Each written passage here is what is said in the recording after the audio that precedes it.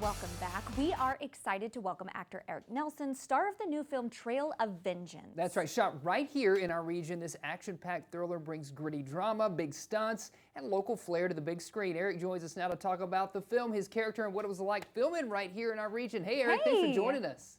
Hey guys, very happy to be here. Thank you so much for having me. Absolutely. Well, let's just start out with the film. Give us a bit of a breakdown. What do we need to know about this one? First of all, Trail of Vengeance, at its core is a Western. It's post-Civil War. If you're like me and you like action and you like history and you like a film that keeps you on your toes the entire time, Trail of Vengeance is for you. Of course, I'm privy to Westerns. I have a soft spot in my heart for Westerns. This one just kind of hits all the notes. A lot of big action sequences, of course, lots of gunfighting, but at its core, it has a piece of American history that we haven't seen in a lot of Westerns prior to this one, which is what drew me to the film. So there's a lot of really, really cool, unique new elements that tie in a lot of true history from our past. I love that. Oh, so I'm so excited to see it. So what do we need to know about your character? What can you tell us? Off the get, you're going to assume that Frank, my character, is a bad guy. In all intents and purposes, he is. He's kind of one of the villains in this story. But, for me, I like to see Frank as just doing what needs to be done for survival.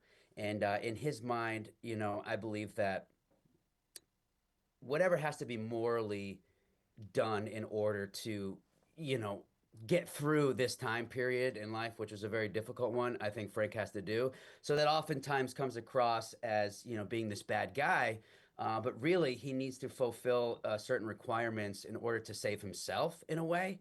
It's that really fine line of like, is he really bad or is he just doing what he needs to do in his mind to be able to survive and move forward post-Civil War? Yeah, that's such an interesting way to think about Absolutely. it. Lot to chew on. Yeah. Lot to chew on there. How did you like filming up in Northwest Arkansas in our region? Oh my goodness. First of all, there's so much rich history there from our past. We were filming on actual battlegrounds that were, part of the actual war back in the day. So you almost feel this sense of energy before you even start working on the scenes, which brings so much rich life to what we're, capturing on camera. So from that aspect, it was perfect. You felt like you were actually there where a lot of this story was even taking place. And Arkansas as a whole was just so supportive of film. Aside from, as you see on camera now, just so many beautiful landscapes and all the beauty that the state has to offer. The people in the state and the Film Commission gave so much of themselves to allow us to do what we did. And there was just so much support that I would run at any other opportunity to film in Arkansas. Oh man, we love to hear that. That's how great. Yeah, nice. kind of give me chills there. Yeah. So I know your role was obviously physically engaging, but you also had some emotional scenes in this one. So how did you prepare yourself for those physical and those emotional scenes? Johnny Remo, our director, writer, producer, just has such a gift at creating, and a lot of it just jumped right off the page. So just from reading the dialogue alone, and Dan Backman, his co-writer, you feel it like out the gate. So half of my hard work I had to do for prep was already done within just receiving the script because it was so beautifully done.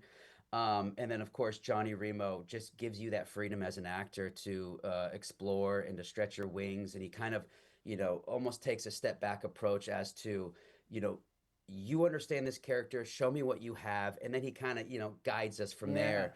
But as an actor, that's what we strive for. And really, the writing, which got to do a lot of it, was already second nature to me. I've been riding horses my whole life.